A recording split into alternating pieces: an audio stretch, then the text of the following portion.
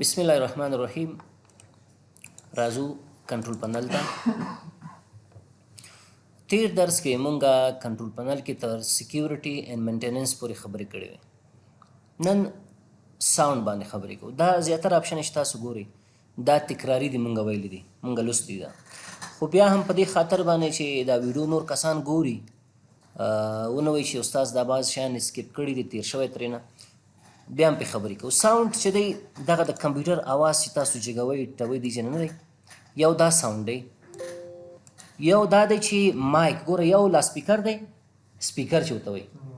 او یو دی مایک دی. مایک اواز ثبت کوي، سپیکر هغه اواز دننه نه بیرون ته وباسي. د دې دواړو تنظیمات که تاسو وغواړئ هغه دیزې نه کولی شي، د ساوند نه کولی شي. یوه خبره. بله خبر دا ده بعضې وخت کې زه یو پروګرام بندومه، یو اواز کوي، یا زما کمپیوټر چې کله مصروفه کېږي یا یو شی کلوز کوم یو اواز خوند کوي، دغه ټول تنظیمات تاسو هم دیزې نه کولی شي. د بعضې خلکو کمپیوټر کې وګورئ چې کله کمپیوټر چلانوي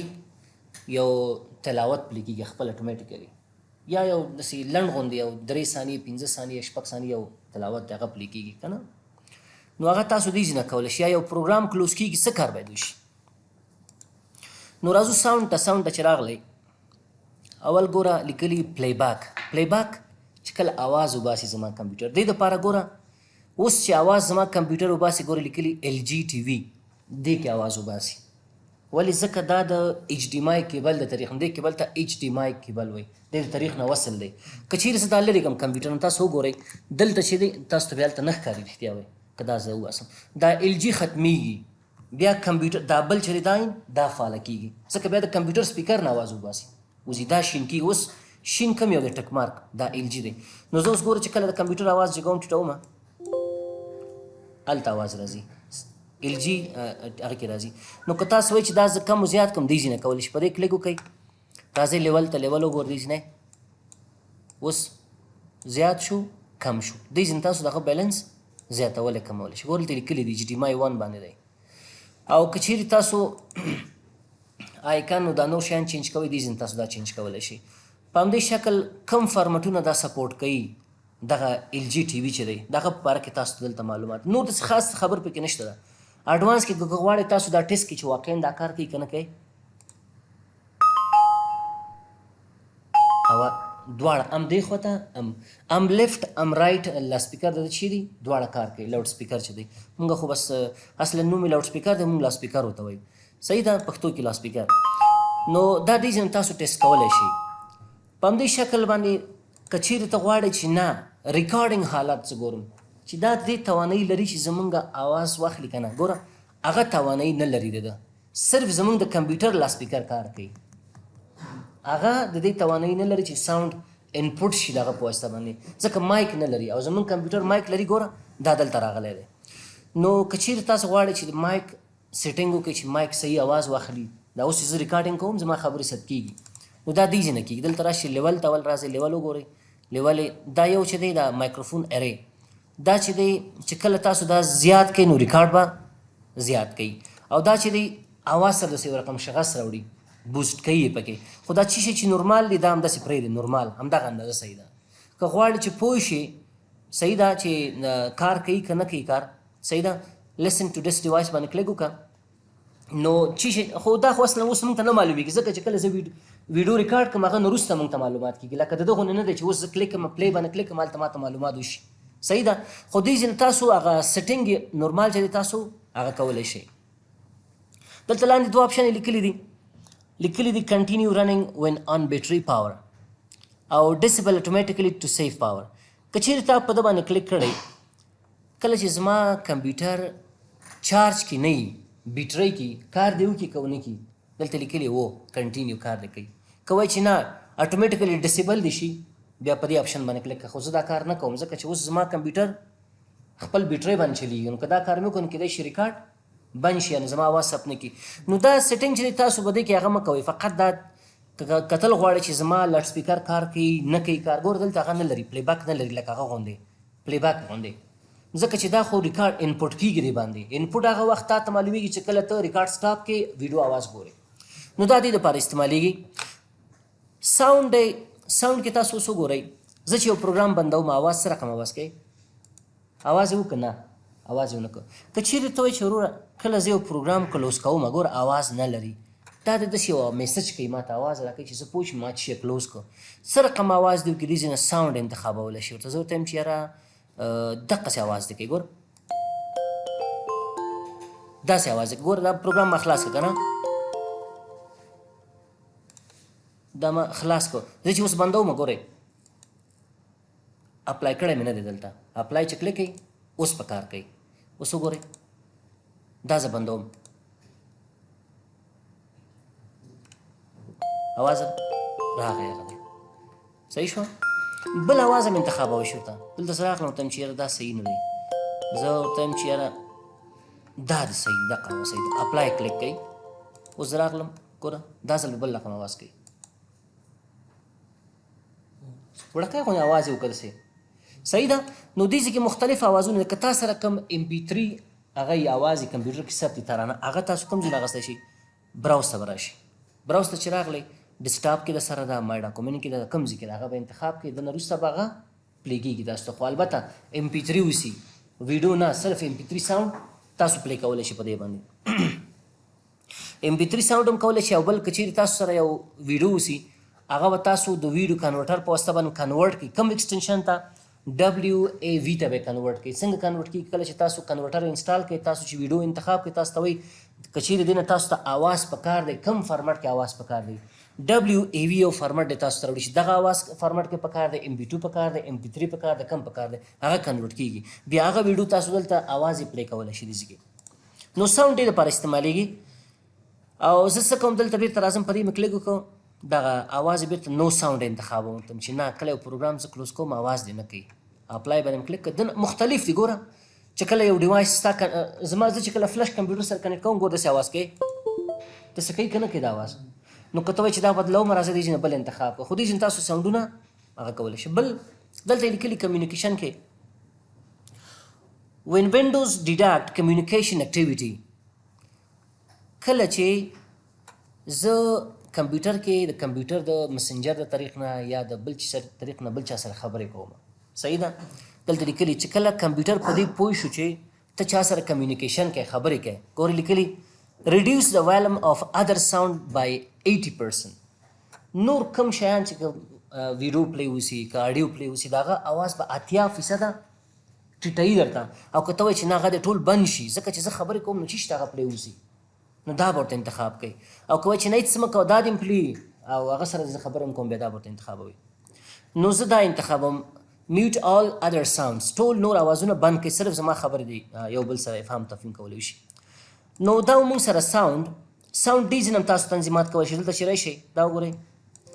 هماغه خبره ده که غواړئ چې همدغه اپشن ډي ځینه خلاص کړئ په همدې ساوند باندې رایټ کلیک وکړئ دلته ور ساوند باندې کلیک هماغه اپشن موږ ته خلاصېږي بیرته تفاوت نه لري خاص سپیچ ریکګنیشن په باره کې موږ خبرې کړې وې که ستاسو په یاد دي چې موږ کمپیوټر ټرین کوله چې زموږ اواز وپېژني دا موږ اولو درسونو کې ویلي که کوم کسان غیر حاضر کولی شي سیټنګ درسونو ته لاړ شي یوټیوب کې هغه ځینې درسونه وګوري ټربل شوټینګ دې دپاره استعمالیږي که چیرې ته غواړې کمپیوټر ته یو هدایت ورکړي چې وروره زما دغه پروګرام صحیح کار نه کوي دا ما ته ټربل شوټ کا جوړ کړه نو دې دپاره موږ ټربل شوټ نه استفاده کوو راځئ په دې کلیک وکړو کله چې تاسو په دې باندې کلیک وکړئ اول که چیرې تاسو غواړئ چې ټول دغه پروګرامونه وګورئ چې ستاسو په کمپیوټر کې دي او تاسو هغه ټربل شوټ کړئ په ویو آل باندې کلیک کړئ دا تاسو ته ښیي دې کې کوم پروګرام دی چې کار نه کوي د مثال په طور باندې زه څه کوم زه ورته یم چې یاره ما سره فوټوشاپ پروګرام دی یا بلوتوت دی یا بل شی دی هماغه به انتخاب کړئ ګوره اوس خو جوړ دی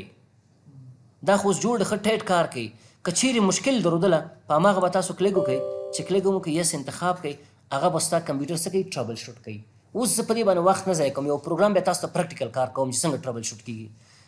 بیرته پریویس حالت ته لاړم که چیرې ته ګورې هیسټري د ټربل شوټینګ چې مخکې کوم پروګرام کې مشکل پیدا شوی که نه چې کمپیوټر ټربل شوټ کړی ټربل شوټ څه ته ویل کېږي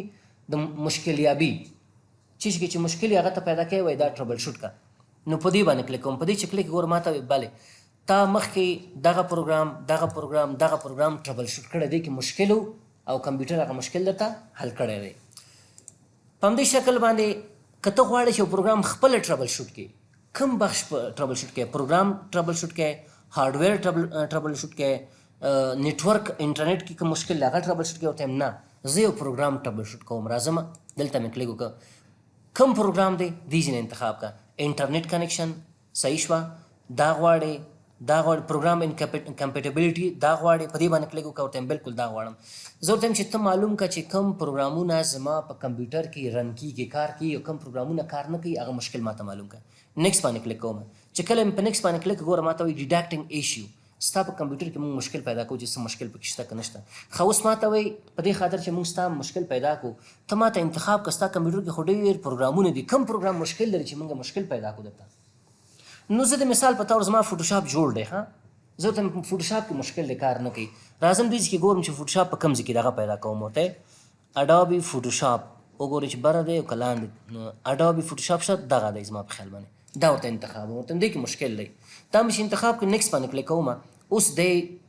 کوشش کوي چې مشکل پیدا کړي څه مشکل دی پکې دلته ورته لږ زر صبر کوئ ډېر وخت نه نیسي لږ وخت نیسي که پرنټر کې مشکل ګوره دا پرنټر به انتخاب کوي ټربل شوټ کوي که چیرې ستاسو انټرنیټ کنیکشن کار نه کوي انټرنیټ هم غیر فعال دی هغه دې په واسطه باندې ټربل شوټ کولی شئ که چیرې ستاسو میډیا پلیر کار نه کوي هغه کې مشکل هغه دې ځینې کولی شي تاسو نو ګوره اوس هم لګیا دي سرچینګ فور پروګرامس هغه پروګرام لټوي او دغه نه وروسته هغه ایشیوز یا مشکل چې پکې دی هغه پیدا کوي موږ ته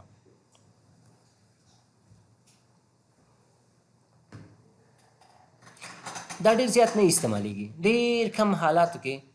ګوره ما ته وایي سلیکټ ټربل شوټینګ آپشن ته غواړې څه رقم دا موږ فکس کړو دا مشکل لته ټرای ریکمنډډ سیټینګ کوم چې ټول دنیا استعمالوي عام خلک په هغه شکل باندې دا غواړي موږ ټربل شوټ کړو که نه ته وایې چې نه ته هغه سیټینګ ستا خوښ نه دی خپل په طبیعت باندې زه ورته چې نه ما کوم ټول خلک استعمالوي هماغه صحیح ده ریکمنډډ اوس ما ته څه وایي ټیسټ کمپیټیبلیټي سیټینګ فور ا پروګرام ته داسې چل وکړه دغه پروګرام ټیسټ کړه چې اوس کار کوي که نه کوي کار صحیح ده د دې مشکل په کوم په دغه پروګرام په کوم وینډوز کې مشکل لري ګوره وینډوز کمپیټیبلیټي موډ وینډوز 7 دغه چې دی په وینډوز 7 کې کار کوي نو ستا په کمپیوټر کې خود کار کوي دا پروګرام اوس ته بیا هم امتحانا وګوره چې دا کار کوي که نه کوي یو نیډ ټو ټیسټ د پروګرام ټو میک شور دیز سیټینګز فکس د پرابلم بیفور یو کین کلیک د نیکسټ ټو کنټینیو وایي دې نه مخکې چې ته په نیکسټ باندې کلیک وکړې مخکې لاړ شي تا ول دا ټیسټ کوي وګوره چې دا پروګرام جوړ شوی دی که نه دی جوړ شوی زه ګوره ټیسټ باندې کلیک کوم هغه پروګرام ماته خلاصیږي که چیرې خلاص شو بالکل مشکل حل دی نو څه ضرورت ده چې دا زه بیا سر نه ټربل شوټ کوم نو دا مې یو نمونه کار وکړه ګوره دا ښه صحیح کار کوي هېڅ مشکل نشته دی فوټوشاپ خلاص شو زه ورته چې نیکسټ باندې مې کلیک وکړو ما ته وایي څه وایي ټربل شوټینګ هیز کمپلیټ ایز د پرابلم فکسډ وایي زموږ طرف نه خو هغه کم طریقه چې هغه پوره شوه ټربل شوټینګ پوره شو آیا ستا مشکل حل شوی دی که نه دی حل شوی زه ورته چې یس دیز سیټینګز yes save these settings for this program دا کم تنظیمات چې تا په دې پروګرام باندې تطبیق کړه دا صحیح دي دا سیف کا که آینده کې بل کس وایي چې زما فوټوشاپ کار نه کوي همدغه سیټینګ په هغه تطبیق کوي تر څو پروګرام جوړ شي نو ما په دې باندې کلیک وکړه او که وایي چې نه کار یې ونه کوه نور طریقو نه استفاده وکړه نو ټرای اگین یوزینګ ډفرنٹ سیټینګز نور طریقو نه استفاده وکړه چې زما مشکل حل شي زه ورته چې بالکل وروره مشکل حل دی په دې مې کلیک وکړو صحیح شو اوس څه کوي جنریټینګ ریپورټ د ده ځان سره ریپورټ جنریټ کوي چې آینده دپاره هغه نه استفاده وکړي چې څنګه ستا مشکل موږ حل کړو ګوره انکمپیټیبل پروګرام فکسډ دا کوم مشکل چې ستا په پروګرام کې و هغه فکس شو کلوز باندې کلیک کړو په دې شکل تاسو کولی شئ کوم مشکل ستاسو پروګرام کې اوسي هغه څه کوي جوړ کړئ اوس که چیرې ته کتل غواړې بیا راځه ویو هسټري باندې کلیک کړه ګوره دې ځای کې ما ته یو بل آپشن هم اضافه شو 229 دقیقو باندې ما څه پروګرام کمپیټیبلیټي ټربل شوټر آن کړی ما ته ښیي د نن ورځ تاریخ وګوره شپږم تاریخ دی هسټري کې هغه موږ ته ښیي چې تا یو ټربل شوټینګ آن کړی په دې شکل هر شی چې اوسي مشکل تاسو هغه کولی شئ ټاسک بار ان نیویګیشن ته هغه د اول ورځ درسونه مونږ ویلي چېرته مو ویلو دغه رایټ کلیک پراپرټیز کې ګورئ دلته چې رایټ کلیک وکړئ لاړ شي پرسنلایز ته دې ځای کې مونږ ټاسک بار لوستی وکړو ستاسو په یاد عکسونه بدلوئ نور شیان د دې باندې مونږ خبرې کړې وې نو دا هم هغه تېر درس دی کولی شئ تاسو هغه وګورئ په همدې شکل که چیرې تاسو خپل د کمپیوټر مشخصات کتل غواړئ څومره ریم دی څومره پروسسر دی وینډوز پکې انسټال ده کومه وینډوز ده کوم بیټ ده هغه ټول معلومات تاسو ته دلته درکړي دا موږ مخکې هم لوستی وو په دې باندې کلیک وکړئ دا دی بله صفحه خلاصېږي دلته ما ته وایي چې وروره ستا د کمپیوټر نوم دا دی پروسسر انټل دی او 2500 پروسسر دی تقریبا 8 جی بي ریم پکې انسټال دی. په همدې شکل باندې ستا کمپیوټر کې وینډوز 10 پرو انسټال شوی ده او دا یې ورژن دی ستا د وینډوز په کم تاریخ باندې انسټال شوی په دغه تاریخ باندې نور معلومات هم درکوي. دا خو مونږ ویلو که نه چې تاسو دې ځای هم کولی شئ دې ځای هم کولی شئ چې رایټ کلیک پراپرټیز ته لاړ شئ او یا رن ته لاړ شئ ولیکئ DXDIAG دا چې کلیک ټول مشخصات د کمپیوټر تاسو ته درکوي. ستا کمپیوټر څومره پروسیسر دی څومره ګرافیک دی کم ماډل دی. اوس یو څوک تا نه پوښتنه کوي ستا د کمپیوټر ماډل څه شی دی ته ورته چې یاره ما ته خو معلومات نشته. دا ما پوښتنه څه وخت نه کوي کله چې تا ته ستا د کمپیوټر ډرایور ضرورت مثلا ستا د کمپیوټر کیمره نه انسټالیږي چې نه انسټالیږي ته بل چاته زنګ وایي چې وروره ما ته دا سافټویر پکار دا ډاونلوډ کړه هغه تا ته وایي ستا د کمپیوټر ماډل چیرته دی. ماډل د کمپیوټر تاسو دلته پیدا کولی شئ. رن ته چې لاړئ اوم لیکو DXDIG ګوره دلته لیکلي دي سیسټم مینوفیکچرر اول ستا کمپیوټر ډیل کمپیوټر دا کم کمپیوټر چې زه استعمالوم او سیسټم ماډل چې دی لټیټیوډ 450 دا زما د کمپیوټر ماډل دی لکه د موبایل ماډل چې مونږ وایو که نه دا د کمپیوټر ماډل دی لټیټیوډ 450 همدې شکل باندې نور معلومات که غواړئ دې ځای کې تاسو ته ښیي چې ستا کمپیوټر کې شیر ګرافیکس څومره دی ډیډیکیټ ګرافیکس څومره دی. بل دغه نه وروسته مونږ سره سینکرونایزیشن سنټر یا سینک سنټر دی دا څه دپاره استعمالیږي دا اصلا ستاسو درس نه دا نیټورک دپاره استعمالیږي. کله چې زه یو فولډر دلته رایټ کلیک مې وکړ راغلم یو فولډر مې جوړ کړ فولډر ته راغلم نوم مې ورته ورکړ چې آفس ډیټا په نامه باندې آفس ډیټا په نامه باندې مې دته نوم ورکړ او دې کې زه راغلم دا مې خلاص کړي یو فایل مې جوړ کړ د شیش په نامه باندې نوټ پټ فایل مې جوړ کړ د فاینانس ریپورټ په نامه باندې مې دته نوم ورکړ او دې کې فقط لږ زره لیکلو کو ویلکم ټو افغانستان دا مې ورته ولیکه دا مې ولیکه دا مې سیف کو. اوس دا فایل که زه شیر کړم د نیټورک طریق نه چې نور ملګري هم ته استفاده وکړي ځکه مالي ریپورټ دی رئیس صاحب ته پکار دی بل چا ته پکار دی په دې زه رایټ کلیک کوم رایټ کلیک مې چې وکړ دلته وګورئ موږ سره پراپرټیز د پراپرټیز ته چې کله راشم شیرنګ ته راځم ورته دا فولډر څه کا شیر کا اډوانس ته راغلم یس مې انتخاب کړ ورته دا فولډر شیر کا اپلای مې کلیک کو او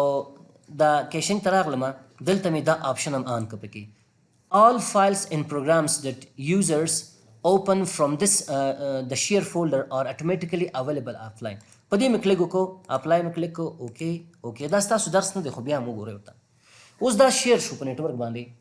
نور همکاران زمونږ کولی شي زما د کمپیوټر IP خپل په کمپیوټر کې واچوي زما د یوزر پاسورډ ورته ورکړي دا فایل اکسس کړي خو که چیرې زما کمپیوټر ګل اوسي بیا هغوی دا نشي استفاده کولی. که چیرې ته وایي چې زه اجازه ورکوم ورته چې مثلا هر څوک وشي کولی دا فایل آفلاین هم استفاده کړي. ګوره سینک سنټر ته چې کله راشي د دې کار څه شی ده د دې کار دا دی که چیرې یو دقیقه دپاره زما کمپیوټر آفلاین شو او دې فایل کې نور دفترونه کې هلته خلاص کړي خلک تغییرات راوړي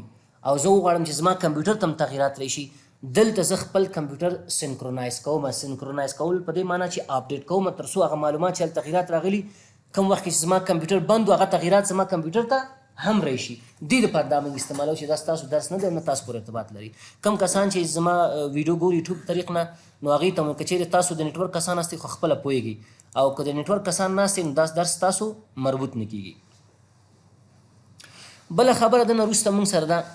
سټوریج سپیسز. سټوریج سپیسز دې دپاره استعمالیږي. ګورئ ما سره زما په کمپیوټر کې یو هارډ ډسک دی دلته راځم یو هارډ ډسک دی تقریبا نه پوهېږم 500 GB دی 100 GB دی او 2 ډرایوه دي پکې. بعضې وخت داسې کېږي چې ما ته نور ډرایوونه پکار دي نور ډرایوونه دي تا سره یو هارډ ډسک اضافه ایښی دی که غواړې د هغه هارډ ډسک د طریق نه صحیح ده د هغه هارډ ډسک د طریق نه یو بل ډرایو خپل په کمپیوټر کې جوړ کړې نو بیا دغه آپشن موږ د هغه دپاره استعمالول ته راشئ وګورئ دې کې موږ سره سټوریج سپیسز په نامه باندې کله چې تاسو خپل هارډ ډسک وصل کړئ دلته دا راکړه د هارډ ډسک ماته ګورئ اوس دلته چې دی هېڅ آپشن نه ورکوي زه چې کله کریټ باندې کلیک وکړم دې باندې مې کلیک وکړو یس مې انتخاب کړو دلته چې دی هېڅ شی نشته دی نو ځکه هارډ ډسک زما کمپیوټر سره وصل نه دی زه دغه هارډ ډسک وصل کوم خو دا هم صحیح نه اخلي زما کمپیوټر ګورئ هلته به دا هارډ ډسک راځي تاسو کولی شئ دا هارډ ډسک نه یو ډرایو جوړ کړئ او خپل په کمپیوټر کې استعمال کړئ. بک لاړم ګورئ زه دا ګور پیدا یې کال ته راغی خپله په دې مې کلیک وکړو یس مې انتخاب کړه دا د هارډ ډسک دلته پیدا شو. نو چې کله تاسو کریټ پول باندې کلیک وکړئ تاسو کولی شئ دې نه مثلا بل ډرایو جوړ کړئ او هغه څخه په شکل د یو اصلي ډرایو استفاده وکړئ.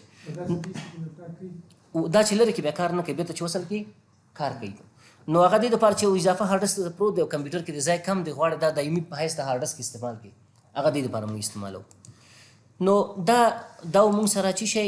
سټوریج سپیسز. دې نه لاندې مهم آپشن چې دی هغه یوزر اکاونټ دی چې یو څه خبرې موږ کړې خو ډېرې نورې خبرې پاتې وي. یوزر اکاونټ په باره کې موږ ولوستو چې موږ کولی شو راشو سټارټ ته سیټینګ ته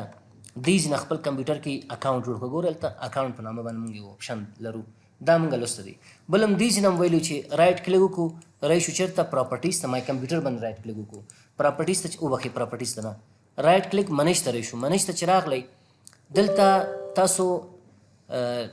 یوزر ان ګروپس ته راشئ. ګوره دلته چې راغلی یوزرس باندې کلیک وکړئ دا یوزر دی نوی یوزر جوړی رایټ کلیک نیو ته راشه نوی یوزر جوړ کړه. دا ټول موږ لوستي دي. کم کسان چې غیر حاضر هغه پخواني ویډیوګانې دی وګوري. او سی ام ډي د طریق نه موږ لوستي وو چې سی ام ډي ته کله لاړ شو دې ځینې هم کولی شو رن کې ولیکو سی ام ډي دا سی ام ډي پروګرام خلاص کړو دلته یوزر جوړ کړو. نیټ سپیس یوزر موږ څه کوله موږ ته یوزر یې ښودله نیټ سپیس یوزر سپیس یوزر نیم څه کوله موږ ته یوزر یې جوړوله.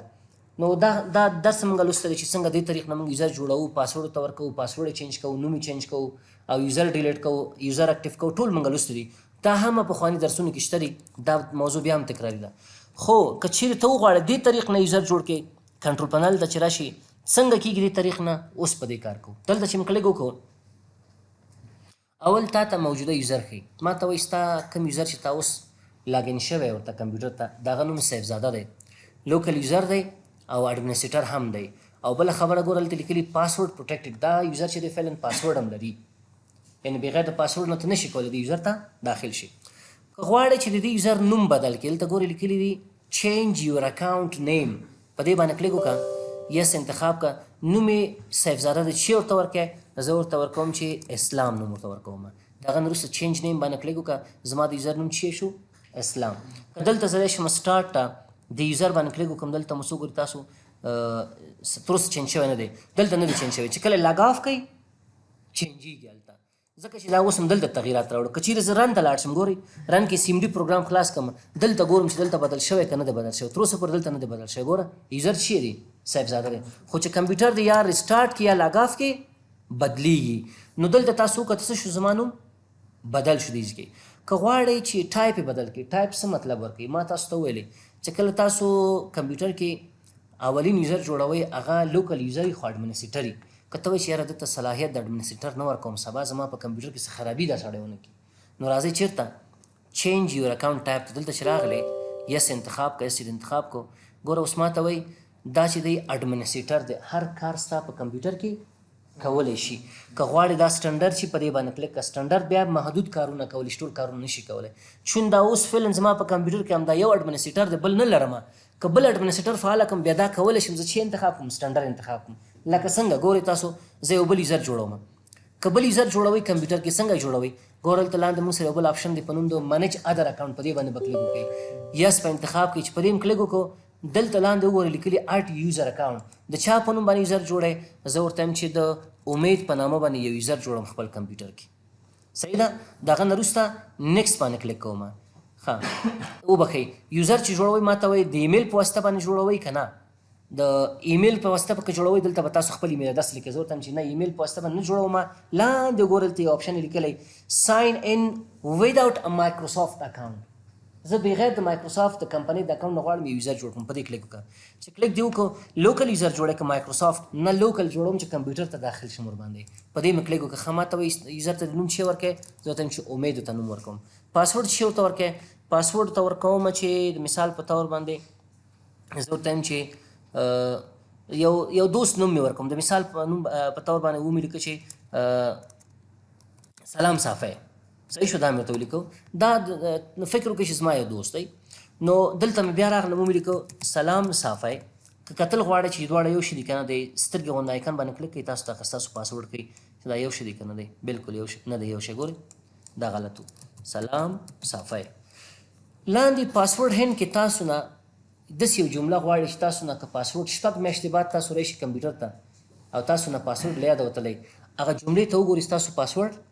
په یاد شي او بل څوک چې ورته وګوري پوه نشي پرې مثلا ما یوزر پاسورډ ورکړی و زما د یو دوست نوم دی که نه زه لیکم چې د پاسورډ از د نیم آف مای بیسټ فرینډ پاسورډ چې دی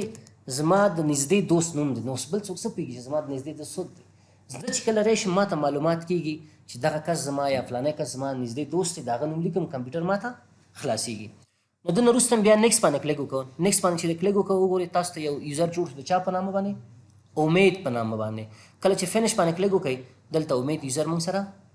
اضافه شو. اوس زه ځمه څه کوم باک سم بېرته ما پخواني ځای ته ځمه. اوس چې کله زه دلته راشم که غواړې چې ته دغه امید یوزر ټایپ بدل کړي بیا به راځي چېرته منج انادر اکاونټ باندې به کلیک وکړي، یس به انتخاب کوي. اوس فعلا دا امید یوزر چې دی دا لوکل یوزر دی، زما کمپیوټر کې تخریب نشي کولی، هر کار نشي کولی. که ته غواړې چې نه دا هم زما غوندې آی ټي کې کار کوي باید عام و تام صلاحیت ولري زما په کمپیوټر کې. نو څه کوم په دې باندې کلیک کوم. چې په دې د کلیک وکړو ګوره هماغه اپشن دلته بیا راغلی چینج د اکاونټ ټایپ، د دې نوعیت بدلوئ. راځه په دې کلیک وکړه. اوس څه شی دی؟ سټنډرډ دی. سټنډرډ کم کارونه کولی شي؟ ګوره دلته لیکلي سټنډرډ اکاونټ کن یوز موست سافټویر and change system setting that do not affect other users on the security of this PC. وایي دا خاص خاص کارونه کولی شي، ټول کارونه نشي کولی چې ستاسو د نور یوزر امنیت سره په خطر سره په مواجه کېږي، هغه کارونه نشي کولی. یعنی عام کامن کارونه کولی شي، نور کارونه نشي کولی. زه ورته یم چې نه دته زه صلاحیت ورکوم د اډمنسټریټور چې هر څه کولی وشي. اډمنسټریټور کوم کارونه کولی شي؟ ګوره دلته لیکلي administrators have complete control on over the PC. اډمنسټریټر چې دی ستا په کمپیوټر باندې عام و تام صلاحیت لري او کنټرول لري، هر څه کولی شي. زه ورته یم بالکل صحیح، د مشکل نشته. چینج باندې کلیک وکړه. چې کله چینج کړو دا ګوره لوکل هم دی اډمنسټریټر هم دی موږ سره. اوس که دې یوزر نه څوک زما کمپیوټر ته لاګین شي زما د کمپیوټر پاسورډ چینج کولی شي، پروګرامونه ختمولی شي، حتی زما یوزر ډیلیټ کولی شي. نو کم کسان چې تاسو ورباندې مطمئنه ناست یا کمپیوټر سره ډېر بلد نه وي هغه ته به تاسو اډمنسټریټر صلاحیت نه ورکوي، لوکل صلاحیت به ورکوي چې خرابي ونه کړي ستاسو کمپیوټر کې. بیرته غواړي دا یوزر ختم کړي دلته چی لیکلي ډیلیټ د اکاونټ، په دې باندې کلیک وکړه. کله چې کمپیوټر زموږ دپاره یو یوزر جوړوي بعضې فایلونه چې هغه دپاره ضروري دی هغه خپله جوړوي ورسره. ما ته وایي چې ته غواړې هغه فایلونه چې دې یوزر کې جوړ شوي دي یا تا جوړ کړي یا موږ جوړ کړي ډیسکټاپ باندې نور ځایونو کې پراته دي هغه ځان سره وساتې که نه هغه هم ختم کړم. زه ورته یم چې یاره دونه مهم یوزر نه دی، ډیلیټ یې کړه. ډیلیټ باندې کلیک کړه، ډیلیټ اکاونټ. نو ټول فایلونه معلومات چې په دې یوزر کې وو د یوزر سره ختم شو. په دغه شکل تاسو کولی شئ خپل کمپیوټر کې چی کوئ یوزر جوړ کړئ، دغه ټایپ بدل کړئ، پاسورډ ته بدل کړئ او په همدې شکل باندې نوم یې بدل کړئ او نور مشخصات. راځو بیا کنټرول پنل ته. دې نه وروسته موږ سره وینډوز فایروال دی. وینډوز فایروال کې ډېرې خبرې دي. وینډوز فایروال، وینډوز موبایلټي سنټر او ورک فولډر دې باندې سبا ته خبرې کوو ځکه چې وخت هم کم دی 15 دقیقې او درس هم کم پاتې چې سبا ته دا یو شی موږ ریکارډ